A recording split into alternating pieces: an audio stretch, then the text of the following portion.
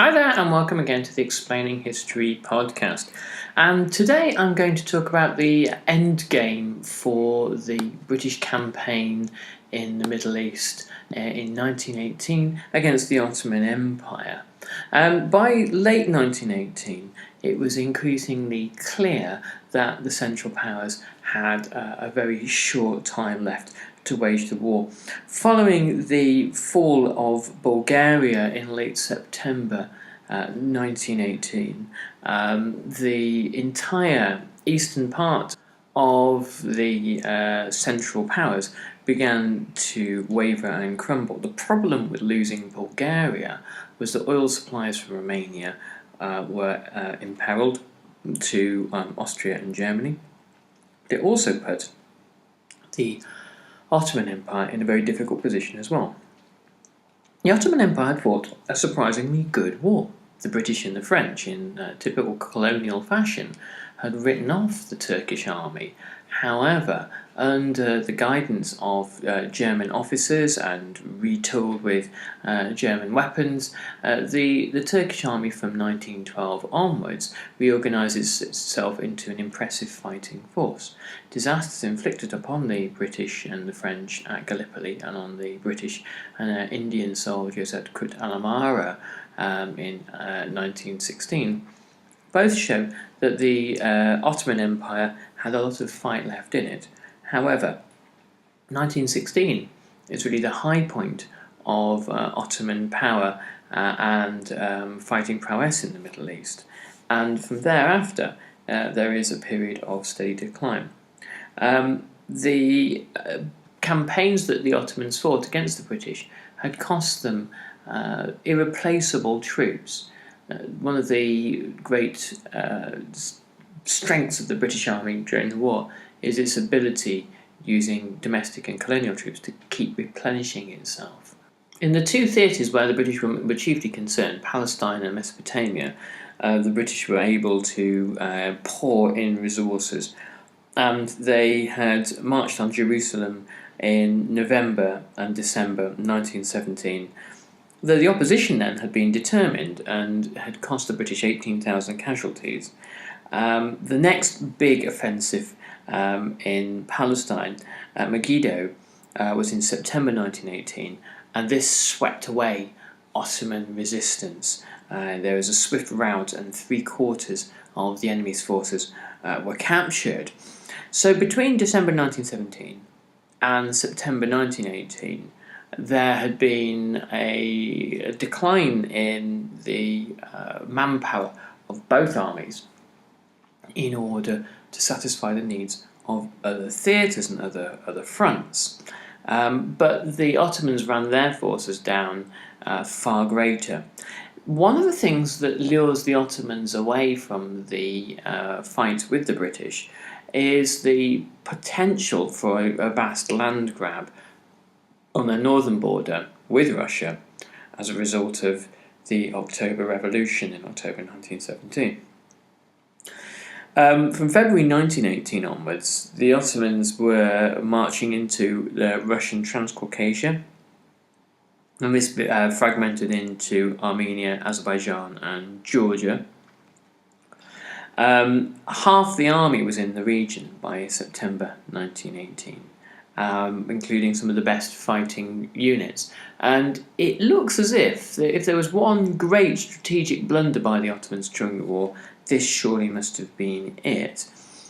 The Palestine force that the Ottomans had lost its German advisors and its most able officers. As a result of the needs of the German army during 1918, specifically the Ludendorff offensives on the Western Front. In order to deal with the Ludendorff offensive, the Egyptian Expeditionary Force, led by General Allenby, had to transfer basically 2 infantry divisions and 23 battalions, 9 regiments, as well as artillery and other equipment to the Western Front. And in return, they were given 54 Indian battalions though many of those had not seen any military service so far. They were poorly trained and didn't have the skills for specialised tasks such as signalling, demolitions, artillery, or gunning and machine gunning. So Allenby was worried that this would hold up the advance and damage the British standing in Egypt, which perhaps the British were not fully aware of, but their standing in Egypt was fairly abysmal and would remain so until the British left Egypt finally in the 1950s. So in David Stevenson's brilliant book, With Our Backs to the Wall, which explains the final year of fighting, 1918, he quotes Allenby saying, "The situation in Egypt is that we are surrounded by an alien and unfriendly people. The natives are nearly all anti-British." Allenby requested to see whether Japan, an ally of Britain, would deploy troops to the Middle East, to which there was surprise at Whitehall and an almost resounding no.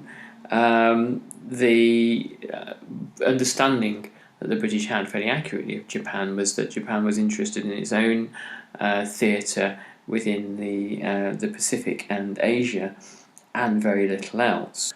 The desperate British government in London was determined to transfer as many troops as possible to the Western Front, and were hoping to move the final all-British division that Allenby had, and also the Australian Mounted Division, which had been of immense use during the campaigns in Egypt and Palestine.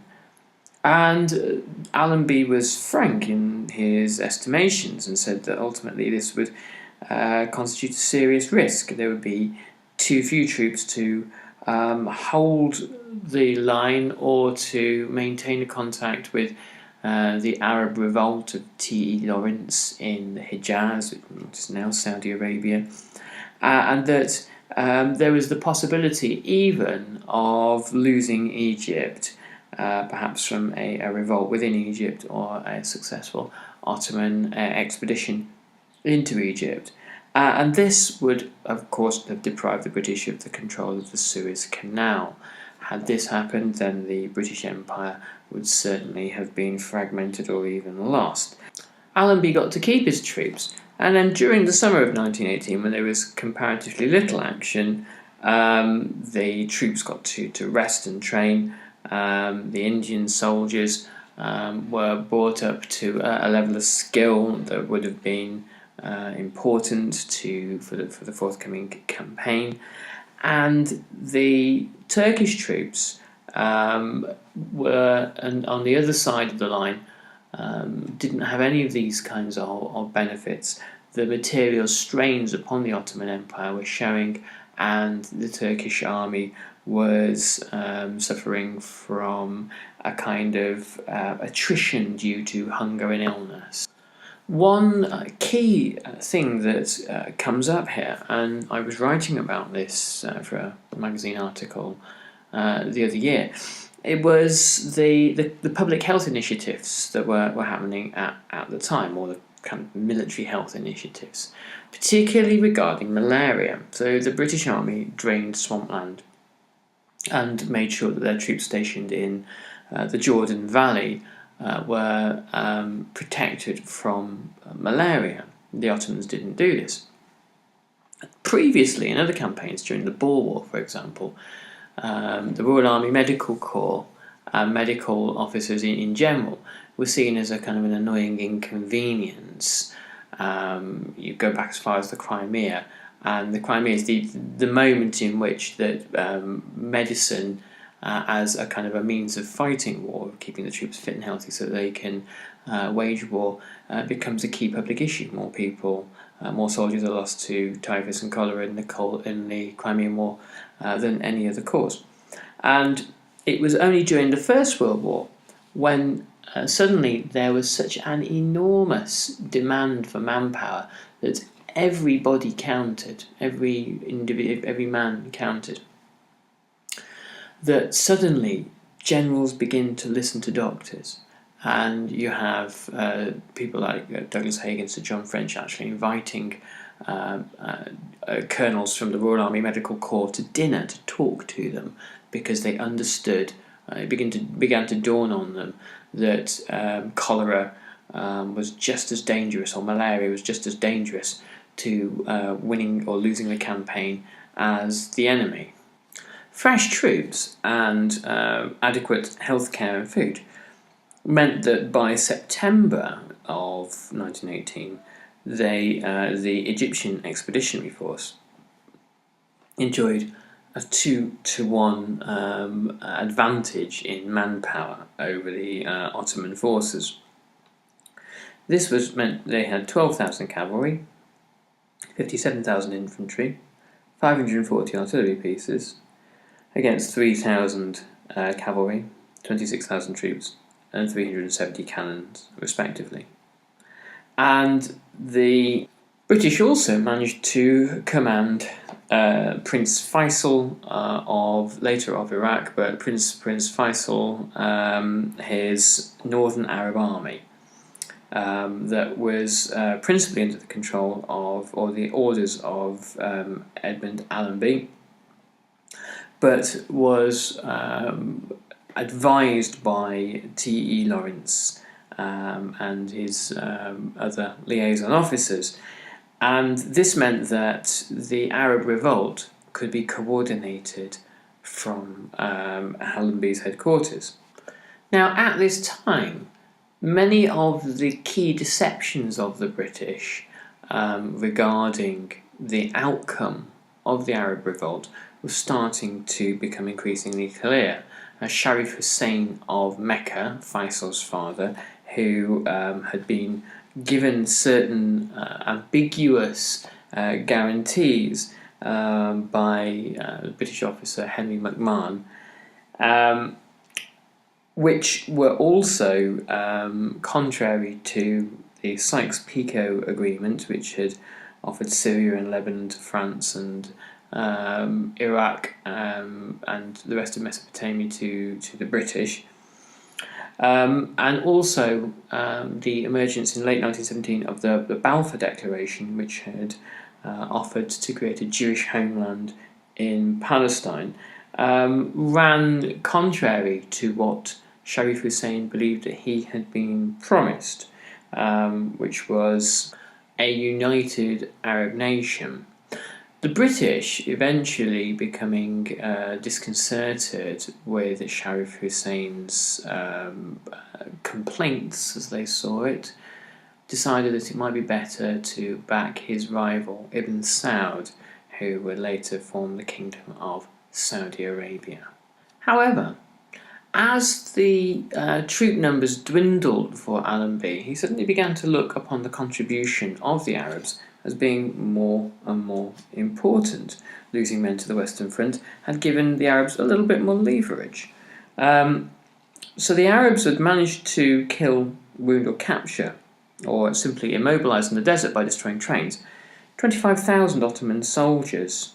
But the weakening bonds between Allenby and Sharif Hussein and Faisal meant that there was a time pressure involved in finally breaking the Ottoman Empire. Allenby, relying on the Arab contribution, started to see that the Arab contribution might be withdrawn at some point in the not too distant future. On the 19th of September 1918, Allenby's attack on the Ottomans in the remainder of Palestine and Jordan began. Not only were the Ottoman forces outnumbered on the ground, but also the British had air superiority, and they were able to use infantry, superior tactics from Allenby, who had managed to convince the Ottomans he was going to march inland, whereas in reality he marched up the coast, and the use of a horse division, mounted division, in order to surround the Ottomans By the end of the first 3 days of the offensive, the Turkish command and control at Nazareth had collapsed. And by the 21st of September, 25,000 prisoners from the Turkish 8th Army had been captured, and both the 7th and the 4th Turkish armies had fled into disorganised chaos. The Arab forces under Sharif Hussein had at that point managed to destroy the railway line to Damascus, so the retreat couldn't even be done via train, it had to be done on foot. The city of Damascus was captured on the 1st of October, with British troops marching in, and then by the 8th of October, the city of Beirut had fallen to the British, and this meant that the British now had both Haifa in Palestine and Beirut in what would soon be Lebanon as sources of docks and ports for British warships. The scale of the victory and the rapidity of the victory had exhausted Allenby's army. Supply lines were overstretched, 75,000 troops in total had been captured, including 3,500 German soldiers, and this was out of an army of about 105,000. And this meant that Allenby had to pause. The Turks were able to dig in at Aleppo, creating another line of defences to keep the British at bay, hoping that they could drag it out into a long war of attrition. The total British losses for the campaign were 5,666, which David Stevenson rightly points out could have been suffered by the British Army on the Western Front in one day. The British started with bigger numbers and they were better equipped, but surely some credit has to go to Allenby for the skill with which he managed to outmaneuver the Ottomans and to effectively encircle their armies. Perhaps looking through the history of the British Army in the First World War, the campaign to seize Damascus might be looked at as the British Army's most successful initiative. The situation in Mesopotamia, what would now be modern-day Iraq, was really quite different. Not only had the government deprioritised the British Army in Mesopotamia in favour of Allenby in Palestine, but there were a number of key logistical problems and difficulties already there pre-existing. That said, the problems that faced the Turks were vastly greater in Mesopotamia, and this is what decides the outcome. So, in early 1918, General Jan Smuts, the South African statesman and later Prime Minister, decided that at the British War Cabinet that the army in Mesopotamia, led by General Sir William Marshall, should not be as prioritised as Allenby's forces, and that Mesopotamia was perhaps something of a sideshow. In 1918, General Marshall was also forced to divide his forces between Mesopotamia and sending some of them to support one of the British Army's real kind of sideshows in Persia and the north end of the Caspian Sea, which was run by General Lionel Dunsterville, referred to as Dunster Force. The forces in Mesopotamia had to send a supply line of 750 lorries, which tied up nearly all of the Mesopotamian army's transport, and send those full of supplies and equipment and sometimes troops all the way to reinforce Dunster Force in northern Persia.